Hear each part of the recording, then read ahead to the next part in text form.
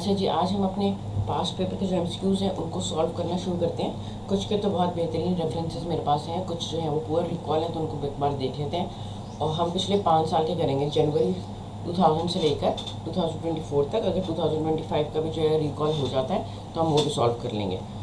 अच्छा जी, अब ये जो पहला क्वेश्चन आपका, इसमें प्रेजेंट जो एक चाइल्ड है वो प्रेजेंट किया है with left side child chest की जो मसल है उसकी एट्रोफी है, इप्सिलेटरल फ्यूज्ड शॉर्ट फिंगर है। ये आपका क्या चीज़ है? ये आपका पोलैंड सिंड्रोम है।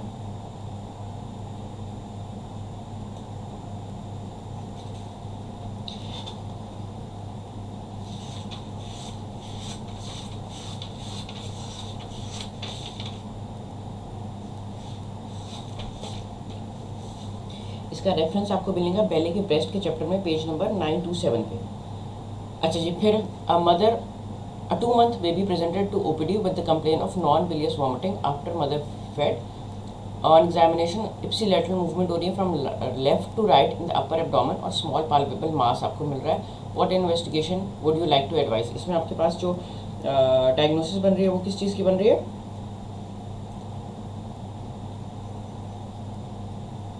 हाइपरट्रॉफिक पाइलोरिक स्टीनोसिस की बन रही है। और बेले के पीस चैप्टर में आपको मेंशन किया हुआ है कि अल्ट्रासाउंड जो है वो उसकी कंफर्मेटरी डायग्नोसिस है।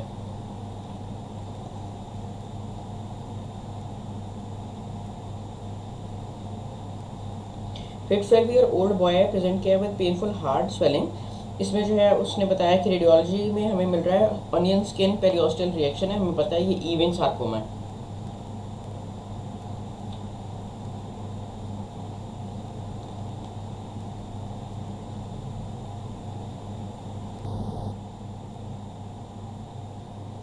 अच्छा जी, 14 साल का बच्चा प्रेजेंट किया with sudden calf swelling with mild dorsiflexion of foot while playing tennis.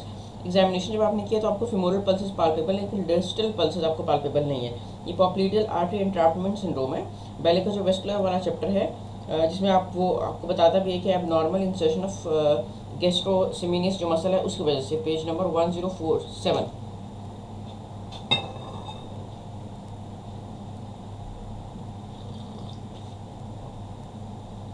एक चीज़ और है, इसमें जो एक्लीज टेंडन रप्चर है उसका भी ऐसे सिनेरियो आता है कि एक पेशेंट है वो टेनिस प्ले कर रहा है और टेनिस प्ले करने के बाद उसको एक पॉप की साउंड जो है वो मिलती है और अब जो है वो डॉर्सीफ्लेक्शन ऑफ फुट कर नहीं पा रहा, तो उसमें आपने क्या चीज़ उठानी है? उसमें आपने एक्लीज टेंडन रप्चर उठाना है। ये भी आपका बेली का ही रेफरेंस है। ये दोनों अलग अलग सिनेरियो हैं।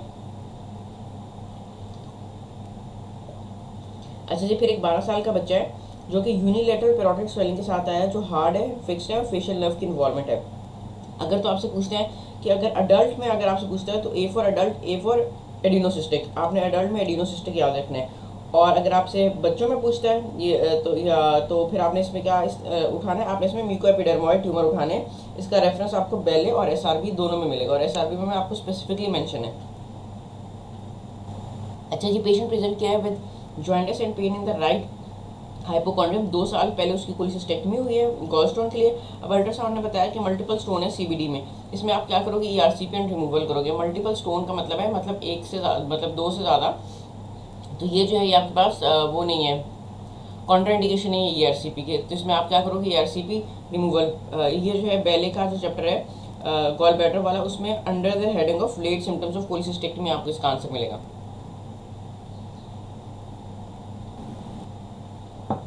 अच्छा, ये एक 72 ईयर ओल्ड हाइपरटेंसिव और ischaemic heart disease hypertensive ischaemic heart disease और डायबिटीज मेलाइटिस का पेशेंट है, और वो प्रेजेंट किया है empyema of the gall bladder के साथ। अच्छा जी, एम्पाइमा के साथ अगर प्रेजेंट किया है तो आप इसमें इमरजेंसी कोलिसिस्टोस्टमी करोगे। अगर ये जो एम्फाइसीमा के साथ या air in the gall bladder के साथ प्रेजेंट करता है तो वो आपके पास जो है वो सर्जिकल इमरजेंसी है। उसमें आपके पास gas in the gall bladder, वो सर्जिकल इमरजेंसी है, उसमें आपने इमरजेंसी कोलिसिस्टेक्टमी करनी है। बेले के पेज नंबर तो मैंने मेंशन नहीं किया। बेले का जो गॉल ब्लैडर वाला चैप्टर है उसमें जो फिगर है आपका 71.6, उस फिगर के नीचे जो लाइन मेंशन है वो है कि gas in the gall bladder है, इमरजेंसी कोलिसिस्टेक्टमी इज इंडिकेटेड। अगर गैस हो, ये जो है ये पस की बात करें तो इसलिए हम इसमें इमरजेंसी कोलिसिस्टोस्टमी जो है वो उठाएंगे। फिर है पोस्ट कोलिसिस्टेक्टमी केस प्रेजेंट किया है with collection in the liver bed और माइल्ड सिस्टिक डक्ट की डायलिटेशन है। आप इसको क्या करोगे? आप कलेक्शन और माइल्ड डायलिटेशन है इसको जो है आप कंजर्वेटिव रखोगे। इसमें जो आपका मास्टरी का टेबल है आप उसको फॉलो करोगे कि आपका जो कलेक्शन है, जो आपका आउटपुट है वो कितना आ रहा है, अगर वो 300 ml से ज़्यादा आ रहा है या वो 300 ml से कम आ रहा है। इस तरह हम इसको डिवाइड करते हैं। 300 ml से ज़्यादा आ रहा है तो इसका मतलब है कि वो हाई आउटपुट है। 300 ml से ज़्यादा हाई आउटपुट, 300 ml से कम जो है वो लो आउटपुट आ रहा है। 300 ml से जब ज़्यादा आ रहा है तो आपने क्या करना है, आपने स्टंटिंग करनी है। स्टंट करके आपने क्या करना है, 6 to 8 वीक का वेट करना है जब तक आपका जो ये बिल्डिंग चैनल्स हैं वो डायलेट हो जाएंगे, और उसके बाद फिर आप आपका जो सर्जिकल ट्रीटमेंट है वो आपने करनी है। कोलिडोकोजेनोस्टमी कर रहे हो या कोलिडोकोडुलोनोस्टमी करो, जो भी आप लेके जा रहे हो। और इफ़ इसमें से भी आपको चूज़ वन करना पड़े तो आप कोलिडोकोजेनोस्टमी उठाओगे, वो ज़्यादा बेहतर है। ठीक है जी। और अगर आपका जो बाइल का मेंशन किया है कि जो आपका आउटपुट है वो 300 से कम आ रहा है तो उसमें आप क्या करोगे, आप कंजर्वेटिव मैनेजमेंट करोगे, आप ड्रेन डाल देते हो। यानी कि अगर आपके पास कोई पेशेंट ऐसा आता है जो आपने कोलिसिस्टेक्टमी की है और अब जो है वो ऑब्स्ट्रक्टिव जॉइंटिस के साथ आया हुआ है, तो आपका इनिशियल इन्वेस्टिगेशन ऑफ चॉइस क्या है कि आप अल्ट्रासाउंड कराते हो। अल्ट्रासाउंड करवाने के बाद आप देखते हो कि मसला कहाँ चल रहा है। अगर आपको लगता है कि वहाँ पे जी बाइल लीकेज है, कलेक्शन है, तो आप क्या करोगे, अल्ट्रासाउंड गाइडेड ड्रेन डाल दोगे। अब ड्रेन डालने के बाद आपने उस ड्रेन का आउटपुट देखना है, उसका आउटपुट कितना है, 300 से कम आ रहा है, 300 से ज़्यादा आ रहा है। 300 से ज़्यादा आ रहा है आप इंटरवेंशन की तरफ जाओगे, 300 से कम आ रहा है आप कंजर्वेटिव रखोगे।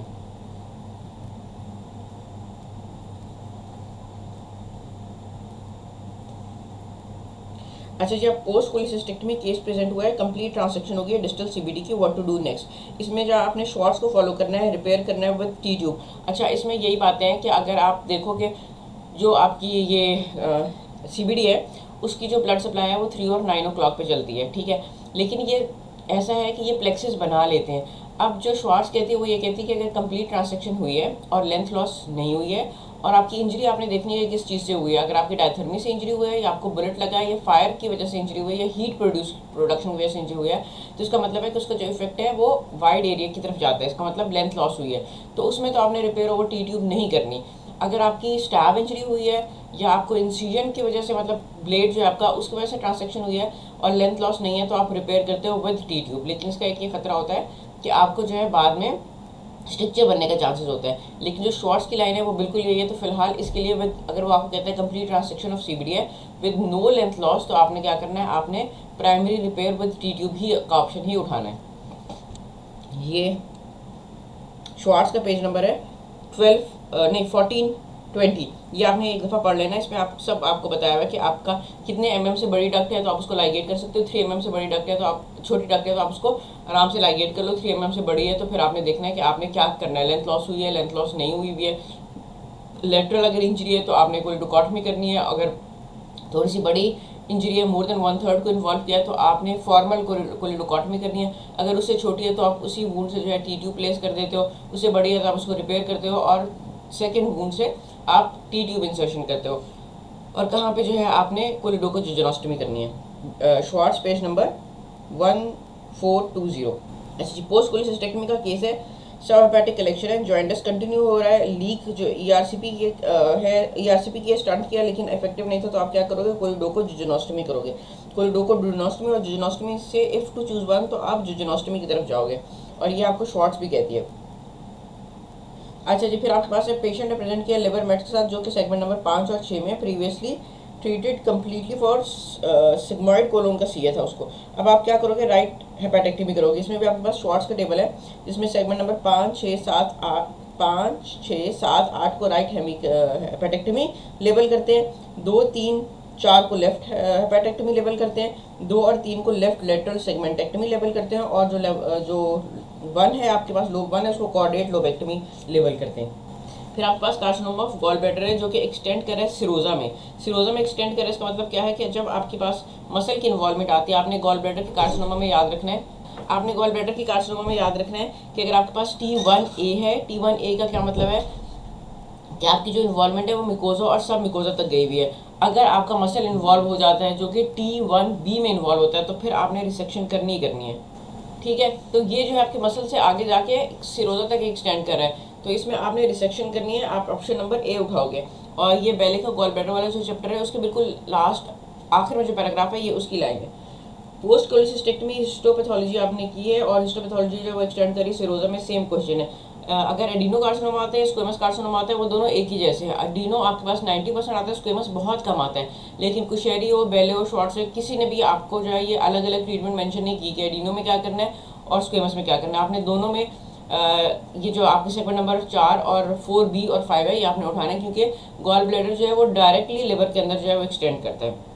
ये कभी कभी आपके पास जो है सेगमेंट की मेंशन नहीं होती है, वो आपके पास होता है कि आपने rim of the liver remove करना है। अगर वो ऑप्शन हो तो आपने वो ऑप्शन चूज करना है। अच्छा जी, फिर पेशेंट प्रेजेंट किया है with pain in the epigastrium, radiate कर रहा है बैक के साथ विद बिलिरुबिन 2.7, अमाइलेज उसका 990 है, एंड अल्ट्रासाउंड शो कर रहा है filling defect in the distal CBD. What is your diagnosis? It is acute pancreatitis. Patient present किया है with pain in the right hypochondrium, rigors है उसको, और बिलिरुबिन उसका रेज्ड है, डायलेटेड सीबीडी है, इसको असेंडिंग कोलेंजाइटिस हो रहा है। तो आंसर क्या उठाओगे? ए। पेशेंट प्रेजेंट किया ओपीडी में, ऑन एंड ऑफ उसको जॉइंटस हो रहा है, डायलेटेड उसकी सीबीडी है फॉर लास्ट 4 वीक। एग्जामिनेशन पे एब्डोमेन सॉफ्ट है, पेनलेस गॉल ब्लैडर है। What is your diagnosis? Periampullary carcinoma, क्योंकि उसने कहा कि उसको जॉइंटस जो हो रहा है वो ऑन एंड ऑफ हो रहा है। Periampullary carcinoma see head of pancreas और गॉल ब्लैडर के कैंसर में आप डिफरेंशिएट कैसे करते हो कि जो आपके पास पेरिएम्पिलरी कार्सिनोमा होता है या कोलिडोको के जॉइंट्स में आप कैसे डिफरेंशिएट करते हो? जो आपके पास पेरिएम्पिलरी कार्सिनोमा होता है वो स्लो प्रोग्रेस करता जाता है, उसकी आंखें जो है वो पीली होना आहिस्ता आहिस्ता बढ़ती हैं, ठीक है, वो उसमें स्लो प्रोग्रेशन आपको बताएगा कि वो प्रोग्रेस कर रहा था। और दूसरा बीच में क्या है, ऑन एंड ऑफ उसको जॉइंटस होता है, लेकिन वो जॉइंटस जो है वो कभी भी ऐसा नहीं होता कि उसकी आंखें जो है बिल्कुल साफ हो जाए, ठीक है। ये मैं आपको क्लिनिकल पॉइंट ऑफ व्यू से भी बता रही हूँ कि आपका जो कोलिडोकोलिथियासिस है ना, अगर कोलिडोको की वजह से जॉइंटस हुआ है तो वो क्या होगा, वो आपका सडन जॉइंटस होगा कि वो स्टोन आया, स्टोन ने जाके उस रास्ते को ब्लॉक कर दिया, आपका पेशेंट जो है वो सडन जॉइंटस में चला गया। जो कार्सिनोमा होते हैं वो आहिस्ता आहिस्ता जाके रास्ता बंद करते हैं, तो इसमें क्या होता है, प्रोग्रेसिव आपका जॉइंटस इंक्रीज हो रहा होता है। और ये जो पेरिएम्पिलरी कार्सिनोमा होता है इसमें क्या होता है कि इसमें शेडिंग होती है। पेरिएम्पिलरी कार्सिनोमा में जब वो शेड हो जाता है तो रास्ता थोड़ा सा खुल जाता है, तो आपका क्या होता है, जॉइंटस घटता बढ़ता है, लेकिन कभी भी कम नहीं होता। कोलिडोको में क्या होता है, वो स्टोन स्लिप हो जाता है और पेशेंट जो है वो एकदम जॉइंटस फ्री हो जाता है। इसमें घटता बढ़ता रहता है। प्लस जब यही आपका जो नेक्रोसिस होती है पेरिएम्पिलरी एरिया में, यही आपका जो ट्यूमर होता है स्लफ ऑफ होता है, स्लफ ऑफ के गट में जाता है और वहाँ पे आपको कौन से स्टूल देते हैं, सिल्वरी स्टूल्स देते हैं। ये भी एक मेंशन पॉइंट याद रखना कि ये पेरिएम्पिलरी कार्सिनोमा का पॉइंट है। और सी हेड ऑफ पेनक्रियाज में जो जॉइंटस है वो प्रोग्रेसिवली इंक्रीज होता है, वो घटता बढ़ता नहीं है। अच्छा जी, फिर 12 साल का बच्चा आपके पास आया, प्रेजेंट किया है with on and of pancreatitis. सीटी ने आपको बताया कि माइल्ड एडिमेटस पेनक्रियाज है विद नॉर्मल ईआरसीपी फाइंडिंग। आप कैसे प्रोसीड करोगे? आप ये सिस्टिक फाइब्रोसिस का पेशेंट है, आप स्वेट जो क्लोराइड टेस्ट है ये करवाओगे, option number A. Multiple trauma का पेशेंट है, आईसीयू में पड़ा हुआ है, उसको राइट हाइपोकॉन्ड्रियम में पेन हो रहा है, अल्ट्रासाउंड ने बताया कि उसका डिस्टेंडेड गॉल ब्लैडर है, इंक्रीज वॉल थिकनेस है, लेकिन उसमें कोई गॉल स्टोन नहीं है। मेरे ख्याल से अगर ये कंप्लीट सिनेरियो हो तो उसमें जो है वो ए कैलकुलस कोलिसिस्टाइटिस का ये पेशेंट है। सी हेड ऑफ द पेनक्रियाज है जो कि इन्वेड कर रहा है इंफीरियर वेना कैवा को, रेज्ड बिलिरुबिन है, हाउ विल यू मैनेज इसमें? अच्छा जी, इसमें जो है हम कीमोथेरेपी का ऑप्शन उठा सकते थे, क्योंकि अभी तक जो है उसने कुछ अच्छा रेस बिलिरुबिन उसने कहा है, तो इसमें हम अगर रेस बिलिरुबिन की बात वो मेंशन नहीं करता, पेशेंट ऐसे सिम्टम्स नहीं दे रहा होता, तो हम इसमें स्टंटिंग का ऑप्शन नहीं उठाते। लेकिन जो इसमें सेफेस्ट ऑप्शन बन रहा है वो आपके पास पेलेटिव का बन रहा है, ठीक है जी। और रेडियोथेरेपी का जो है रोल अभी तक कॉन्ट्रोवर्शियल है, वो कुछ खास जो है वो डिजीज़ को स्लो ज़रूर कर देता है उसकी प्रोग्रेशन को, लेकिन अभी तक जो है ये इसमें कोई खास मतलब लाइक मतलब कंट्रोवर्सीज हैं। कुछ किताबें कहती हैं इसका रोल है, कुछ किताबें अभी तक इसके रोल को नहीं मानती हैं। और अगर कीमो हो तो फिर जो बॉर्डर लाइन सी होते हैं, सी हेड ऑफ पेनक्रियाज होते हैं, उनको हम रख लेते हैं न्यू एजेंट कीमो देने के लिए। तो कीमो का ऑप्शन है नहीं, तो इसमें जो सेफेस्ट ऑप्शन है वो आपके पास पेलेटिव ट्रीटमेंट है विद स्टंटिंग। 12 साल after 12 week of acute pancreatitis, 12 week patient present किया mild attack of back pain को। सीटी ने बताया कि 8 सेंटीमीटर का पेनक्रियाटिक सूडोसिस्ट है। आप क्या करोगे? सिस्टोगैस्ट्रोस्टमी करोगे। पेनक्रियाटिक सूडोसिस्ट के लिए आपने याद रखना है कि वो मेच्योर है या इमेच्योर है। ये वाली जो है मेच्योर है। मेच्योर क्या होती है? वो मेच्योर इनफ होती है कि आप उसको स्टमक में जाके ड्रेन कर सको अगर वो इन्फेक्टेड नहीं है। अगर तो इमेच्योर है तो आप क्या करोगे? परक्यूटेनियस ड्रेनेज करोगे। अगर वो मेच्योर है और इन्फेक्टेड नहीं है आप अंदर ड्रेन करोगे, और अगर वो इन्फेक्ट हुई है तो आपने उसको परक्यूटेनियस ड्रेनेज करना है। अच्छा जी, फिर इसने जो है क्राइटेरिया पूछा हुआ है, रेंसन क्राइटेरिया, उसमें आपने क्या उठाना है? उसमें आपने AST उठाना है जो कि 250 से अबव है। RBS जो है वो आपका ग्लूकोज का लेवल जो है वो 200 से अबव है, और LDH जो है वो आपका 350 तक होता है, एज आपकी 55 से ज़्यादा होती है, WBC का अंक जो है आपका 1600 से ज़्यादा होता है। अच्छा जी, after acute attack of pancreatitis patient present किया है with severe back pain, vomiting, high grade fever है, एब्डोमिनल डिस्कम्फर्ट है, आपको जो इन्फेक्टेड सूडोसिस्ट मिल रही है विद फ्लेगमॉन। अब अगर तो ये सिर्फ इन्फेक्टेड सूडोसिस्ट होती तो मैं आपको कहती कि जी इसको परक्यूटेनियस ड्रेनेज करो। अब ये क्या है? ये इन्फेक्टेड सूडोसिस्ट है विद फ्लेगमॉन। अब आपने एक चीज़ याद रखनी है, क्योंकि इसमें ऑप्शन मेंशन नहीं है, तो आपका जो ऑप्शन बनेगा इसमें वो परक्यूटेनियस ड्रेनेज का ही बनेगा। पहले का अगर आप पेज नंबर 1274 देखो तो उसमें आपको मेंशन है कि अगर आपके पास इन्फेक्टेड सूडोसिस्ट है या सूडोसिस्ट के साथ जो है वो मास बना हुआ है, तो मास को आप क्या करते हो, इंटरनल ड्रेनेज करते हो, जो कि आप एंडोस्कोपी के थ्रू करोगे। अगर एंडोस्कोपी फेल हो जाती है तो फिर आप परक्यूटेनियस ड्रेनेज करोगे। तो इसमें एंडोस्कोपी का ऑप्शन मेंशन नहीं है, तो इसलिए हम परक्यूटेनियस ड्रेनेज की तरफ जाएंगे। पेशेंट है ट्यूबिकुलर साइनस है, उसको with drainage in the left neck, आपने जो है अप्रोप्रिएट ट्रीटमेंट क्या करनी है, बायोप्सी आप कराओगे। कंफर्मेटरी डायग्नोसिस आपको किस में मिलेगी, बायोप्सी भी मिलेगी। Lingual nerve passes laterally to which of the following structure in submandibular region, submandibular duct के लेटरली ये गुजरती है और डक्ट को जो है वो कंप्रेस भी करती है। स्ट्रक्चर जो कि 25 सेंटीमीटर बिलो द इंसाइजर है, उसमें अगर आपके पास 25 आए तो आपने क्रेनिया उठाना है, 23 आए तो एओर्टा उठाना है, और 40 पे आपने डायफ्राम से गुजरता है, 15 पे जो है वो कैरोटिड से गुजरता है। अच्छा जी, फिर आपकी टोटल थायराइडेक्टमी है। टोटल थायराइडेक्टमी ह्यूज मल्टीनोडुलर गॉइटर की हुई है। 48 आवर के बाद जो है पेशेंट को डिस्निया और स्ट्राइडर फील हो रहा है। ये किस वजह से हो रहा है, 48 आवर के बाद। अभी ये याद रखने के ह्यूज मल्टीनोडुलर गॉइटर है, क्रॉनिक पुल दे रहा होता तो उसी वक्त ट्रेकियोमलेशिया की वजह से आपको ये सिम्टम्स आने लग जाते। और अगर हिमोटोमा होता है वो विद इन फर्स्ट 24 आवर में आपको प्रेजेंट करता है। और 48 आवर के बाद किस वजह से, हाइपोकैल्सीमिया है, हाइपोकैल्सीमिया की वजह से उसका जो है लेरिंजियल स्पाज्म में चला गया और इसको ये स्ट्राइडर और ये चीज़ें जो है वो ये सिम्टम्स जो है वो इन सिम्टम्स के साथ प्रेजेंट कर रहा है। जिसमें आपने क्या चूज करना है, 48 आवर के बाद अगर आया मल्टीनोडुलर गॉइटर है, पेशेंट हाइपोकैल्सीमिया में गया, हाइपोकैल्सीमिया की वजह से उसको क्यों इस तरह के सिम्टम्स आ रहे हैं, क्योंकि उसको लेरिंजियल स्पाज्म हो गया। अच्छा जी, फिर आपके पास टोसिस है with poor levator function. Best treatment क्या है कि आप इसको स्लिंग लगाओगे और इसका रेफरेंस आपको बाबू में मिलेगा। नेक का मास था present in the anterior border of sternocleidomastoid, previously उसको रिसेक्ट किया और अब जो है वो दोबारा आया है। अब कौन सी चीज़ है जिसको इंजरी होने का ज़्यादा चांसेस है, दैट इज कैरोटिड आर्टरी। कोई मास जो है वो कैरोटिड आर्टरी से अराइज हो रहा है। 72 ईयर ओल्ड वुमेन है, गिलगित में रहती है, स्मॉल मार्क्स साथ प्रेजेंट किया सिटी में, जो कि वो कैरोटिड कीमोडेक्टोमा का सिनेरियो आपको दे रहा है। आपने क्या करना है, 72 ईयर ओल्ड है, ओपीडी में आई है, कुछ करने की जरूरत नहीं है, डू नथिंग। पेशेंट प्रेजेंट किया 2 सेंटीमीटर का मास है, राइट लोब ऑफ थायराइड में मेडुलरी कार्सिनोमा आपको मिला है। मेडुलरी कार्सिनोमा के लिए आपने याद रखना कि मेडुलरी कार्सिनोमा का क्या इलाज है, सिर्फ चाकू का इलाज है। उसमें कोई ड्रग्स काम नहीं करेगी, उसमें कोई रेडियोथेरेपी कीमोथेरेपी काम नहीं करेगी, कोई रेडियो आयोडाइन काम नहीं करेगी। तो आपने क्या करना है, इसमें आपने total thyroidectomy with central neck dissection जो है ये इसकी आपकी ट्रीटमेंट ऑफ चॉइस है। मेडुलरी थायराइड कार्सिनोमा के लिए total thyroidectomy with central neck dissection. और अगर आपके पास बच्चों में आती है तो आपने देखना है कि मेन 2A है या मेन 2B है। मेन 2B में मेरे ख्याल पहले करना ही, मैंने आपको कल परसों पढ़ाया ना, मेन 2 प्रोफाइलेक्टिकली जो है वो आपने कब करनी होती है।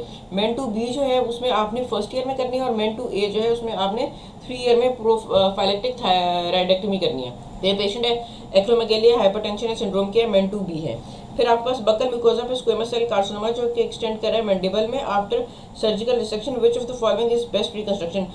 ये आपके जो फ्लैप है, मायोक्यूटेनियस फ्लैप है, ये आप उठाओगे, इसमें आपको जो वो है आंसर का रेफरेंस है वो आपको मिलेगा बेले का पेज नंबर 773 ओल्ड बेले, ठीक है, 27 एडिशन वाली, और टेबल आपको मिलेगा 48.2। अपर क्लास की लेडी है, प्रेजेंट किया है with recurrent basal cell carcinoma on the lateral aspect of nose. आप क्या करोगे, मोस्ट माइक्रोस्कोपिक सर्जरी करोगे। पेशेंट प्रेजेंट किया है with mass on the lateral aspect of a tongue with ipsilateral lymph node. Best surgical management क्या है, इसमें जो सेफेस्ट ऑप्शन बन रहा है आपका कि आपने हेमीग्लॉसेक्टमी करनी है with radical ipsilateral neck dissection. Plus आप इसके साथ क्या करते हो, जब आपको जिस साइड का पाल्पेबल मिलता है उस साइड की तो आप रेडिकल डायसेक्शन करते हो, आप कॉन्ट्रालेटरल पे सुप्राओमोहाइड डायसेक्शन भी करते हो। इसका आपको रेफरेंस मिलेगा SRB में। फीमेल पेशेंट है, वेट लॉस के साथ आई है, एपेटाइट उसकी वेट लॉस है, एपेटाइट इंक्रीज है, इनलार्ज थायराइड नोड्यूल है। अच्छा, अब 2 चीज़ें हो सकती हैं, आपका ग्रेव्स डिजीज भी हो सकता है और टॉक्सिक एडिनोमा भी हो सकता है। वुमेन में जो आपके पास मोस्ट कॉमन जो होता है वो आपके पास क्या आएगा, यंग वुमेन में ग्रेव्स डिजीज आती है और ये बहुत कॉमन है। ये जो है आपके पास आपको बैले का पेज नंबर 8861 पे मिलेगा। अच्छा, पेशेंट है, उसको आपको सारे साइन एंड सिम्टम्स मिल रहे हैं हाइपरथायराइडिज्म की। बेस्ट उसका इनिशियल क्या है कि आपने क्या कराना है, आपने हमेशा नॉन इन्वेसिव से इन्वेसिव की तरफ जाना होता है। नॉन इन्वेसिव आपके पास क्या आता है कि आपने पहले देखना है कि पेशेंट का प्रोफाइल कैसा है। आपने थायराइड प्रोफाइल कराना है। T3 कराओगे, T4 कराओगे, फ्री T3 T4 करवाओगे और TSH कराओगे। इनमें से भी इफ़ टू चूज वन तो फिर आप TSH उठाओगे। आपने क्या करना है, अपने पेशेंट का यूथायराइड का स्टेटस देखना है, आपका पेशेंट यूथायराइड है या यूथायराइड नहीं है। उसके बाद फिर आपने अल्ट्रासाउंड पे जाना है, क्योंकि आप अल्ट्रासाउंड कराओगे तो साथ ही अल्ट्रासाउंड आपको बताएगा कि जी आपके जो है वो इस तरह के फीचर्स हैं, कंसर्निंग कुछ फीचर्स हैं कि आपको FNAC करनी पड़ रही है। तो फिर आपके पास आपके हाथ में थायराइड प्रोफाइल होनी चाहिए। क्यों होनी चाहिए? क्योंकि अगर आपके पास पेशेंट जो है वो हाइपरथायराइडिज्म में होगा तो उसकी वेस्कुलैरिटी इंक्रीज हुई होगी, और जब वेस्कुलैरिटी इंक्रीज होती है थायराइड की तो एक तो आप उसके अंदर जब सुइयां घुसाओगे तो हेमोरेज होने के चांस है। दूसरा क्या है कि आप जब उसको मैनिपुलेट करोगे तो आप थायरोक्सिन लगाओगे, पेशेंट की स्ट्रोक में जाने के चांसेस हैं। तो इनिशियली आपके पास जो है पेशेंट का स्टेटस आपको पता होना चाहिए, जिसके लिए आप TSH if thyroid profile if two choose one TSH choose करोगे, और उसके बाद फिर आप अल्ट्रासाउंड कराओगे, अल्ट्रासाउंड गाइडेड FNAC कराओगे। अच्छा जी, 10 पोस्ट ऑफ डे आपने थायरोक्सिन दिया और फिर आपसे पूछ रहा है कि इनफ है या नहीं है, तो आप क्या कराओगे? TSH कराओगे। फिर आपके पास पेशेंट है, बर्न का पेशेंट है, 6 AM पे आया, बर्न हुआ है उसको, प्रेजेंट के हॉस्पिटल 6 AM। टोटल फ्लूइड आपका रिससिटेशन का कितना है? 9600 है फॉर द फर्स्ट 24 आवर। अच्छा जी, आप आपसे कह रहे हैं नेक्स्ट 16 आवर में आपने उसको कितना देना है। फर्स्ट पहले 8 घंटे में आप उसको कितना दोगे? 4800 दोगे। नेक्स्ट आप 8 घंटे में कितना दोगे? 2400 दोगे। इसको जब आप टोटल करोगे तो 7200 होगा। इसको याद रख लो कि 7200 जो है वो आपका नेक्स्ट 16 घंटे का होगा। ठीक है जी, पेशेंट आपके पास आया इलेक्टिव कोलेसिस्टेक्टमी के फॉर इलेक्टिव कोलेसिस्टेक्टमी। ये जो है ये known case of ischaemic heart disease है, डायबिटीज मेलाइटिस है, कंजेस्टिव कार्डियक फेलियर है, ये ASA 3 में फॉल करेगा। फिर आपके पास पेशेंट है जो pain in right elect fossa के साथ आया, जो कि इनिशियली स्टार्ट हुई थी अम्लाइकस पे और फिर माइग्रेट कर गई, इसका आपको 1 नंबर मिलेगा। उसको नोजिया है, इसका आपको 1 नंबर मिलेगा। उसके बाद इसको क्या है? टेंडरनेस है in the right elect fossa, जिसको कि आपको 2 नंबर मिलेंगे। और रिबाउंड टेंडरनेस नहीं है, इसका आपको कोई भी नंबर नहीं मिलेगा। टेम्परेचर उसका 37 है, WBC काउंट उसका 1300 पे है, तो इसके आपके दो नंबर मिलेंगे, 2 2 4 5 6। इस पर आपका जो स्कोर बनता है दैट इज 6। अच्छा जी, पेशेंट को नमनेस है, pain and numbness in both the leg, level of stenosis आपसे पूछा गया है। ये आपके पास जो स्टीनोसिस है अबव एओर्टिक बाइफर्केशन है, एओर्टो इलियक ऑब्स्ट्रक्शन है। बेले का आपका जो वेस्कुलर वाला चैप्टर है उस पर एक टेबल बना हुआ है 61.1, इस पे वो टेबल जरूर याद करना है, इसका रेफरेंस आपको वहाँ पे मिलेगा। अच्छा जी, निप्पल ब्लीडिंग है with small subareolar mass. Most common जो आपके पास कॉज है निप्पल ब्लीडिंग की, ब्लडी डिस्चार्ज की, that is ductal papilloma. Young patient है, प्रेजेंट किया है ब्रेस्ट मास के साथ, क्या करोगे? ट्रिपल असेसमेंट कराओगे। अच्छा जी, एपेंडिकुलर मास है विद पेशेंट जो कि डिटेरिएट कर रहा है आफ्टर 48 आवर, कंजर्वेटिव मैनेजमेंट आपने की थी। अब आप नेक्स्ट क्या करोगे? अब आप नेक्स्ट एपेंडेक्टमी करोगे।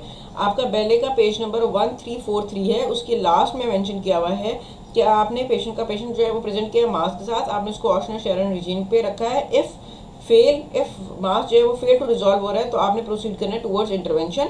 आपने क्योंकि आपने इसको क्रोन्स और कार्सिनोमा से जो है वो डिफ्रेंशिएट करना होता है अगर आपका मास जो है वो ठीक नहीं हो पा रहा और पेशेंट की एज ऐसी है। पेशेंट एक गैस्ट्रिक ब्लीडिंग के साथ आया है, 2 एपिसोड उसकी हुई है।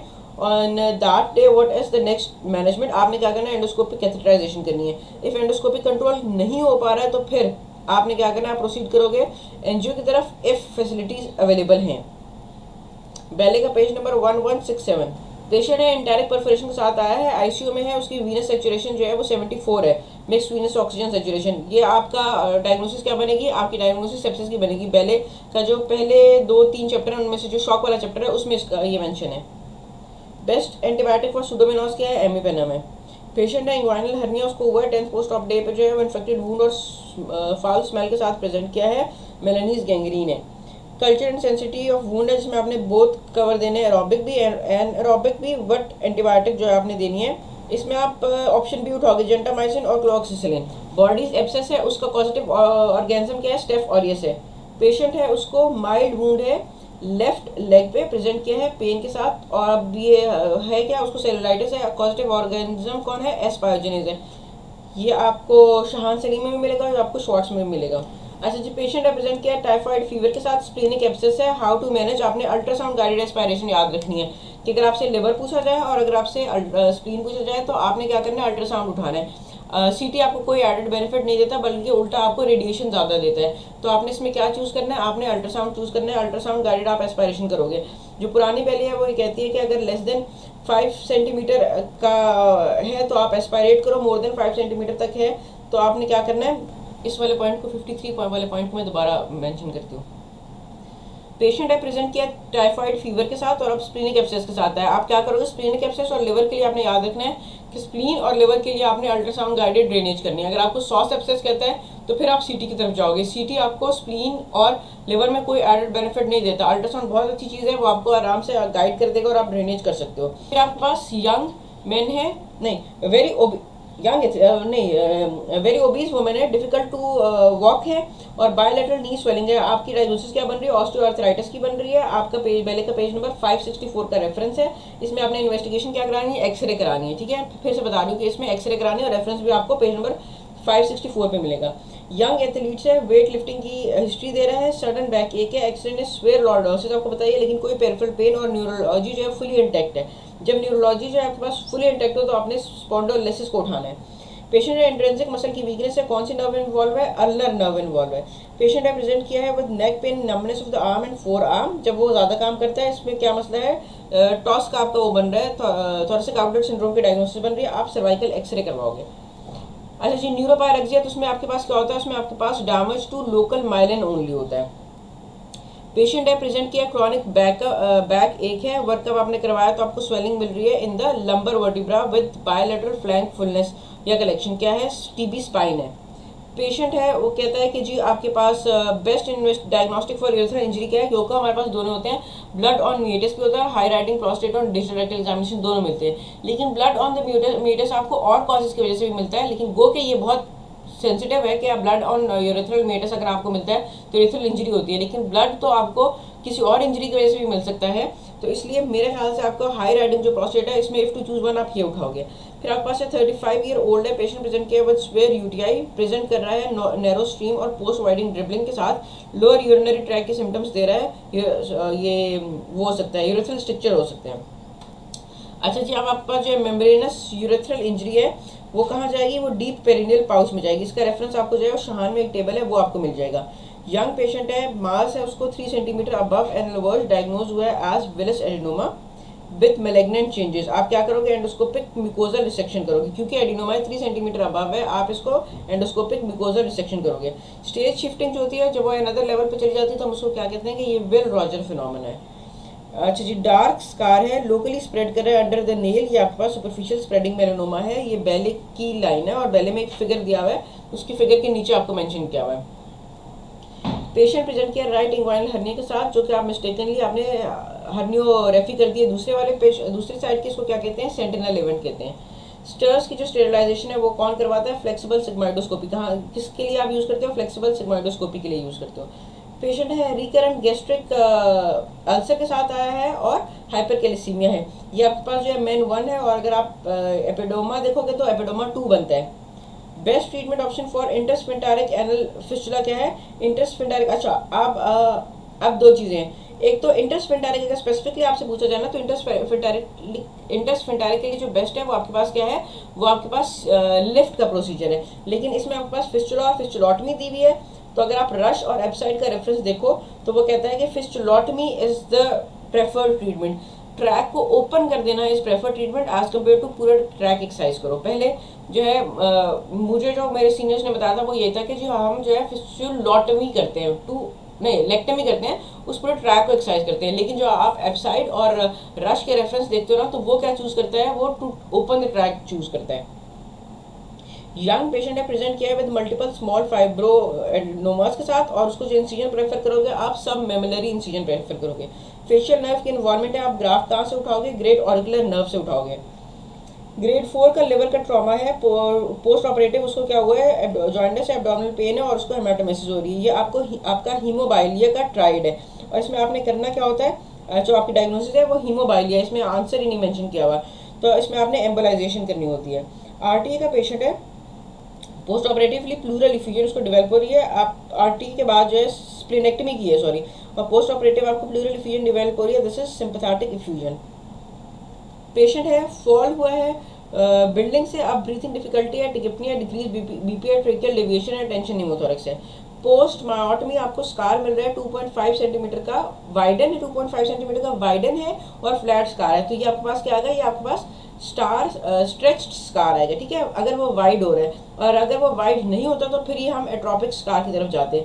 फ्लैट है, और वाइड है। अगर ये फ्लैट नहीं होता, और पॉइंट नंबर 75 को मैं दोबारा देती हूँ, पोस्ट मायोटोमी स्कार है 2.5 सेंटीमीटर का और वो फ्लैट स्कार है, तो ये आपके पास स्ट्रेच्ड स्कार आएगा, ठीक है, क्योंकि ये 2.5 सेंटीमीटर जो है वो थोड़ा सा वाइडन हुआ है, इसलिए ये स्कार जो है वो स्ट्रेच हो गया और फ्लैट है, इसलिए हम स्ट्रेच स्कार की तरफ जाएंगे। पेशेंट है प्रेजेंट किया है with episodes of heartburn, regurgitation, although PPI और H2 ब्लॉकर जो है वो रेगुलर बेसिस पे यूज करा। जब आपने एक्सरे करवाया तो एक्सरे में एयर दिखा रहा है डायफ्राम के पीछे, तो ये आपके पास क्या है, हाइटस हर्निया है। फुटबॉलर है, उसको स्वेयर नी इंजरी हुई है, अब वो कदम नहीं उठा पा रहा, स्वेयर पेन है, आपके पास क्या चीज़ गया है, एंटीरियर क्रूशिएट जो लिगामेंट है उसकी इंजरी हुई है। आप क्या करोगे, नी एस्पायरेशन करोगे, जो आपको दोनों डायग्नोसिस भी बताएगी और आपको बताएगी अगर आपके पास ब्लड आ रहा है तो एंटीरियर क्रूशिएट की इंजरी हुई है, अगर आपके पास क्लियर फ्लूइड आ रहा है तो मेनिस्कस की इंजरी हुई है, अगर आपके पास फैट के लोब्यूल आ रहे हैं तो आपका पेटेला जो है वो उड़ गया है।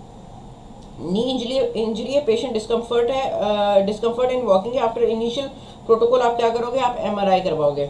अच्छा जी, पेशेंट है आपके पास वीकनेस के साथ प्रेजेंट किया है of the hand and the shoulder tip, उसको जो है फेशियल जो है वो फ्लशेस भी हो रहे हैं, एक्सरे ने आपको बताया कि अपर चेस्ट पे मास है, this is pan cost tumour.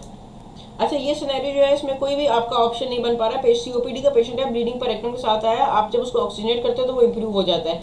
इसकी जो डायग्नोसिस है वो आपके पास निमेटोसिस सिस्टोइड इंटेस्टिनल है, इसका रेफरेंस आपको SRB में मिलेगा और ये आपको पूरा पैराग्राफ, एक छोटा सा पैराग्राफ है उसके ऊपर। पेशेंट प्रेजेंट किया on and off lower pain, abdominal pain के साथ, ब्लीडिंग पर रेक्टम के साथ, हाउ टू इन्वेस्टिगेट मिकल्स का सिनेरियो, आप रेडियो आइसोटोप स्कैन कराओगे। हाउसवाइफ है, प्रेजेंट की है with painful swelling on the tip, felon है। पेशेंट है with history of firearm injury, 5 centimetre का डिफेक्ट है, आप क्या करोगे, 5 सेंटीमीटर का डिफेक्ट है in the femoral artery, venous patch लगाओगे आप। RT का पेशेंट है, लो BP के साथ आया है, unable to move his limb, ये आपका इंपॉर्टेंट पॉइंट है, ये आपका स्पाइनल शॉक के साथ है। स्पाइनल और न्यूरोजेनिक में जो डिफरेंशिएटिंग पॉइंट है वो यही है कि स्पाइनल में जो है आपकी लिम्ब की पैरालिसिस होती है और न्यूरोजेनिक शॉक में लिम्ब की पैरालिसिस नहीं होती। सुपरवाइजर आपका देख रहा है कि आपने जो है सुपरफिशियल थिकनेस ग्राफ्ट ली है, वो ब्लीड करे, आप अब क्या करोगे उसके लिए, आप ग्राफ्ट की जो थिकनेस है उसको डिक्रीज कर दोगे। स्प्लेनेक्टमी है, पेशेंट रिकवरी रूम में गया, उसका BP ड्रॉप हो गया और उसका रेस्पिरेटरी रेट जो है लेस देन 10 पर मिनट है, आप क्या करवाओगे, आप ABGs करवाओगे, कुछ पल्मोनरी एम्बोलिज्म की तरफ का सिनेरियो बन रहा है। रिकरेंट मेलेनोमा है, आप क्या करोगे, रिकरेंट मेलेनोमा है, आप हाइपरथर्मिक परफ्यूजन करोगे। श्वार्ट्ज का पेज नंबर 533 पे डायग्राम भी बनी हुई है और रेफरेंस भी आपको वहीं पे मिलेगा। अच्छा जी, 5 mm डीप मेलेनोमा है, लिम्फ नोड की इन्वॉल्वमेंट नहीं है, ये आपके पास क्या है, 5 mm का डीप मतलब T4, यानी कि T4N0M0 स्टेज 2 बनता है। फिर आपके पास RT का पेशेंट है, आपने उसको 6 बैग ट्रांसफ्यूज किया, पेशेंट को जो है अब कैनोला की साइड से ब्लीडिंग हो रही है, आपने डायल्यूशन कोगुलोपैथी करवाई, आप क्या कराओगे, आप उसको FFPs ट्रांसफ्यूज कराओगे। 10 साल का बच्चा है, प्ले कर रहा था इन द फुटबॉल खेल रहा था, फेल डाउन हो गया, डायग्नोसिस क्या है, ग्रेड 1 का ओपन फ्रैक्चर है, आप क्या करोगे, डिब्राइमेंट करोगे और ओपन रिडक्शन इंटरनल फिक्सेशन कर दोगे। ड्यूरिंग एक्सप्लोरेटरी लेप्रोटमी RT का केस था, नॉन ब्लीडिंग, आपको नॉन ब्लीडिंग 3 सेंटीमीटर की लेसरेशन मिल रही है, कुछ भी नहीं करना, जस्ट ट्रस्ट में, कुछ भी नहीं करना। इसका रेफरेंस आपको वेबसाइट में मिलेगा, सेम क्वेश्चन है और वो कहता है कि बाहर आ जाओ, कुछ भी नहीं करना। लिवर जो होता है वो क्या होता है, हाथ का छाला है, आपने लिवर को जो है बहुत ख्याल से रखना है, ठीक है। जितना आप नॉन ब्लीडिंग अगर आप को लेसरेशन मिल रही है और आप उसको क्या करोगे, आप उसको ब्लंट नीडल से भी अगर फिगर ऑफ 8 में स्टिचर करने की कोशिश करोगे ना, तो वो क्या होगा, वो कट थ्रू होता जाएगा और आपकी 3 सेंटीमीटर की जो लेसरेशन है वो 7 सेंटीमीटर में कन्वर्ट हो जाएगी, तो आप पेशेंट को मोर हार्म दे दोगे। तो अगर वो ब्लीड नहीं कर रहा तो कुछ करने की जरूरत नहीं है। और प्लस बेले की भी एक और लाइन है, बेले कहती है कि आपका जो लिवर की मैनेजमेंट है ना, वो ग्रेड ऑफ द लेजन के ऊपर नहीं डिपेंड करती है, वो पेशेंट की स्टेबिलिटी के ऊपर डिपेंड करती है। आपने अगर पेशेंट को खोला हुआ भी है, वो ब्लीड नहीं करा, कुछ करने की जरूरत नहीं है। क्रॉनिक स्मोकर है, प्रेजेंट किया है with gangrenous patch on the tip of the finger, क्या है, डायग्नोसिस बर्जर डिजीज है, 3rd डिग्री बर्न है on the left forearm, what to do, आपने क्या करना है, 3rd डिग्री बर्न है, आपने आपका जो स्कोरोटमी करते हैं वो हम लोकल में कर सकते हैं या IV सिडेशन में कर सकते हैं, ये श्वार्ट्ज का पॉइंट है। तो इसमें जो सेफेस्ट ऑप्शन बन रहा है आपका स्कोरोटमी प्लस डॉपलर। अच्छा जी, टिबिया एंड फिबुला का फ्रैक्चर है, फॉर POP आपने करवाया था। अब मोस्ट कॉमन डेंजरस कॉम्प्लिकेशन क्या है, का पेशेंट जो है वो कंपार्टमेंट सिंड्रोम में जा सकता है। फिर आपको मास है जो प्रोक्सिमल स्टमक में मिल रहा है 5 centimetre away from the gastro-oesophageal junction, आप इसमें टोटल गैस्ट्रेक्टमी करोगे। नॉर्मल आपके पास एवरेज जो डेली आउटपुट है इलियोस्टमी का वो कितना होता है, 1000 से 1500 ml तक आता है, रेफरेंस बेले का है। इंटेस्टाइनल TB हुई है, परफोरेशन है, क्या करोगे, आप बाहर निकाल दोगे। TB में आप कभी भी प्राइमरी एनास्टोमोसिस नहीं करते अनलेस एंड अनटिल कि आपको पता हो कि पेशेंट जो है वो अब एक्टिव स्टेट में नहीं है।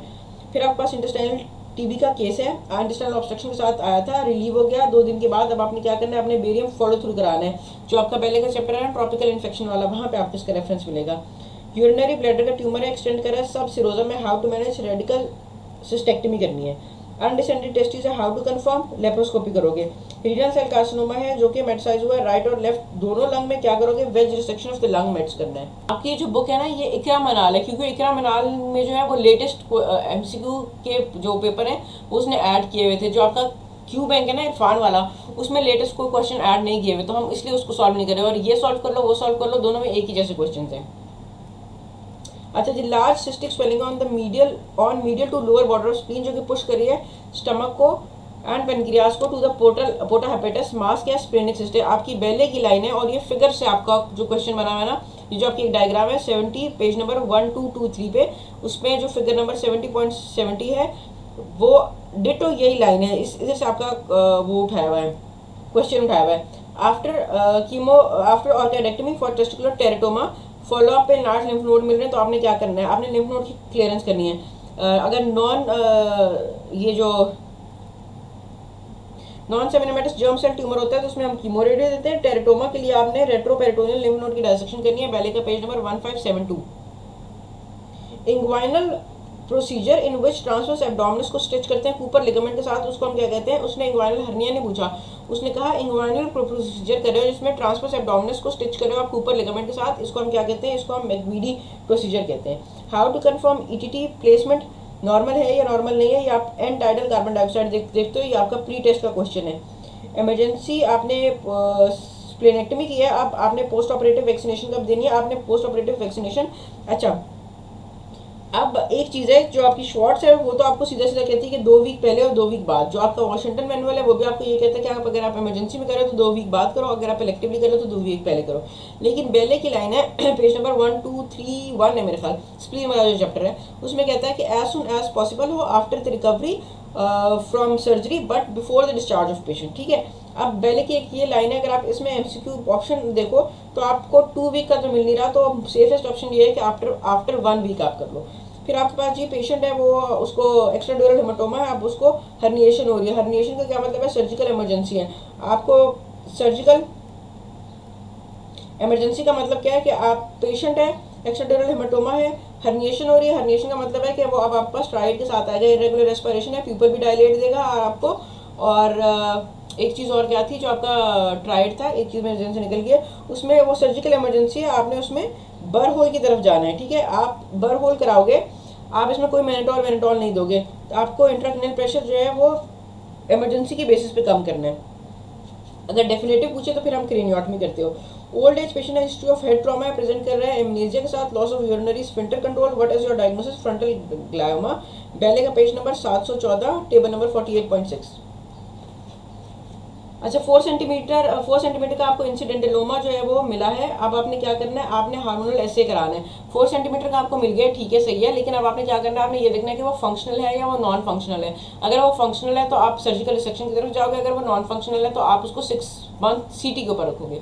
एन ओबीस पेशेंट है, फोर्थ पोस्ट ऑफ डे पे आया है, डेवलप करा है हेमेटोपोइसिस आप डेवलप करा, कॉम्प्लिकेशन क्या हो सकती है, पल्मोनरी एम्बोलिज्म हो सकते हैं। पेशेंट है, गैस्ट्रोजिनोस्टमी हुई है, एपिगैस्ट्रिक पेन और मेलेना के साथ आया है। मेलेना मतलब कि अपर जीआई को ब्लीड हो रहा है, क्या करोगे, एंडोस्कोपी करोगे। बर्न का पेशेंट है, उसको डिस्नी हो रहा है आफ्टर 48 आवर। बैले का टेबल है, स्किन एंड सबक्यूटेनियस वाला चैप्टर, केमिकल एल्वोलाइटिस, या ये वाला पॉइंट दोबारा देती हूँ 13। बर्न का पेशेंट है, डेवलप किया है डिस्नी आफ्टर 48 आवर। बैले का टेबल है, स्किन एंड सबक्यूटेनियस वाला चैप्टर, केमिकल एल्वोलाइटिस हुआ है पेशेंट को। स्टैब वुंड ऑन द बटक है, रेक्टल इंजरी हुई है। आपने क्या करना है, आपने देखना है कि बिलो पेरिटोनियल रिफ्लेक्शन है या अबव पेरिटोनियल रिफ्लेक्शन है। अगर तो बिलो पेरिटोनियल रिफ्लेक्शन आपने डिफंक्शनिंग स्टोमा करना है, अगर अबव है तो आपने ऐसी जैसे आप उसको आम कोलोन को डील करते हो आप वैसे ही डील करोगे, आप उस परफोरेशन को क्लोज कर दोगे और उसके ऊपर जो आप क्या करोगे, स्टोमा बना दोगे।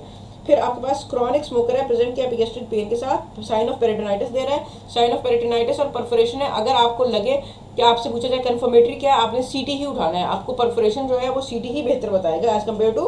अच्छा जी, फिर आपके पास है 65 ईयर ओल्ड पेशेंट है, प्रेजेंट किया एब्डोमिनल पेन के साथ, डिस्टेंशन के साथ, और आपको जो डायग्नोसिस बन रहा है वो सीएस सिग्मॉइड बन रहा है। सीएस सिग्मॉइड है यानी कि लेफ्ट साइड का कैंसर है। आपने क्या करना है, आपने स्टंटिंग करनी है। अगर आपके पास स्टंटिंग लेफ्ट साइडेड कार्सिनोमा का अगर आपके पास पेशेंट आता है, वो आपको बताता है कि जी लेफ्ट साइडेड कोलोनिक कैंसर है, आप क्या करोगे, आप स्टंटिंग करोगे। स्टंट करने के बाद आप पेशेंट का वर्कअप कराओगे, उसको रिससिटेट करोगे, उसको बिल्डअप कराओगे और फिर आप उसको इलेक्टिवली रिसेक्शन के ऊपर लेके जाओगे। अगर राइट साइडेड है तो फिर आप राइट हेमिकलेक्टमी उठाओगे। पेशेंट है ऑनर ऑफ कॉन्स्टिपेशन है, सीएस सिग्मोइड है, इसमें अब आपके पास जो है स्टंटिंग का ऑप्शन नहीं है, तो आप लेफ्ट हेमिकलेक्टमी उठाओगे। Best investigation for perineal fistula हमें पता है, हम एमआरआई कराएंगे। अच्छा जी, पेशेंट आपके पास प्रेजेंट किया है, जेनेटिक वर्कअप है, SKT11 जीन है, उसके ऊपर आपके पास वो है वो जो है पॉजिटिव आई है। तो आपने क्या करना है, आपके पास पीयूष जगर का सिनेरियो बन रहा है, आपने सर्वेलेंस क्लोनोस्कोपी के ऊपर उसको रखना है। 18 वीक प्रेग्नेंट लेडी है, स्वेयर हेडेक है, डिजीनेस है, ट्रेमर है, ट्रैकिकार्डिया है, अनकंट्रोल्ड बीपी है। आपने क्या कराना है, अल्ट्रासाउंड एब्डोमेन कराना है।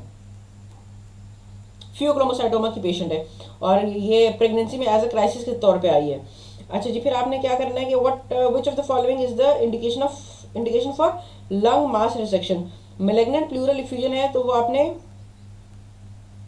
कॉन्ट्राइंडिकेशन लंग मास रिसेक्शन के। Which of the following is contraindication for lung mass resection, malignant pleural effusion. Malignant pleural effusion ballet का अगर पेज नंबर 982 देखो तो कहता है कि अगर मैलिग्नेंट प्लूरल इफ्यूजन हो जाए ना, तो आपके दो ही रोल हैं, या तो आपने डायग्नोसिस बनानी है प्लूरल इफ्यूजन की, या आपने क्या करना है, पैलेटिव जो है वो ड्रेनेज करना है।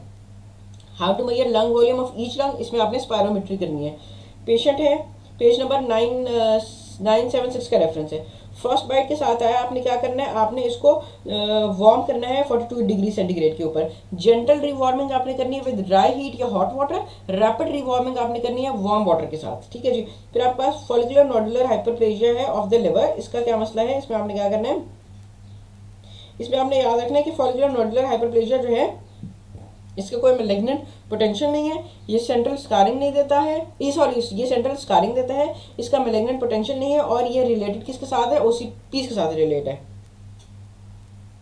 न्यू बर्थ हुई है चाइल्ड की, डिम्पल मिल रहा है, टफ्ट ऑफ फेयर है, स्पाइना बाइफिडा ओकल्टा है। पेशेंट है, उसको आपने हाइपोथर्मिया से अवॉइड करना है, आपने क्या करना है, आईवी वार्म आईवी फ्लूइड लगाने हैं। पेशेंट है, उसको स्वेयर शोल्डर पेन है, ट्रॉमा की हिस्ट्री दे रहा है और अब अनएबल टू मूव शोल्डर है, इसमें क्या है, रोटेटर कफ की टेयर है। यंग पेशेंट है, फॉल या ट्रॉमा की हिस्ट्री है, रोटेटर कफ टेयर है। इम्पेंजमेंट जो है आपको मिडिल टू ओल्ड एज में मिलेगी, आपको gradual onset of painful arc movement मिलेगी। फ्रोजन शोल्डर आपको female middle age diabetic cardiac या थायराइड का जो पेशेंट है वो मेंशन होगा। फिर आपके पास है 26 ईयर ओल्ड है, आरटी का पेशेंट है, फेस को ट्रॉमा हुआ है, डिफिकल्ट टू ब्रीथ है, जीसीएस उसका कम है, क्रिकोथायरॉइडेक्टमी करोगे। डिफिकल्टी रेस्पिरेटरी अगर कॉम्प्रोमाइज में चला गया तो फिर आप क्रिकोथायरॉइडेक्टमी करोगे।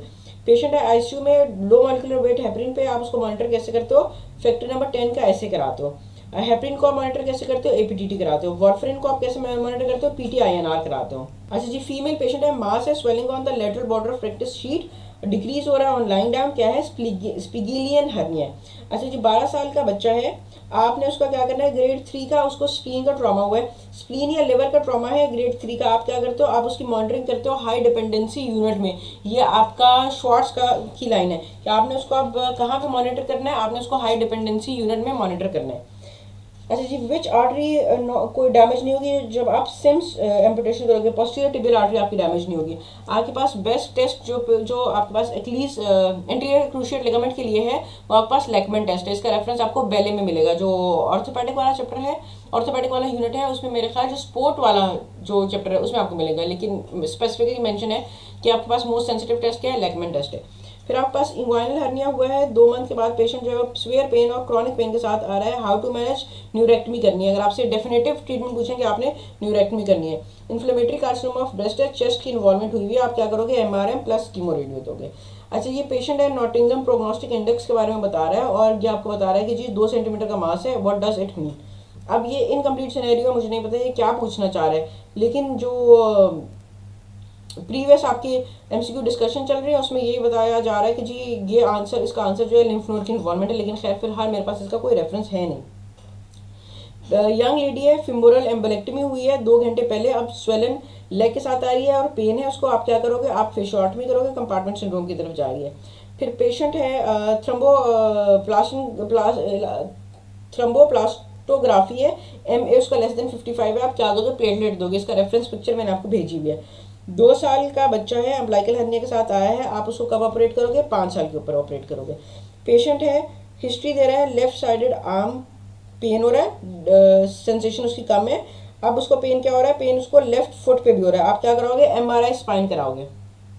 यहाँ पे आपका जनवरी वाला 2020 वाला पेपर जो है वो खत्म हो गया।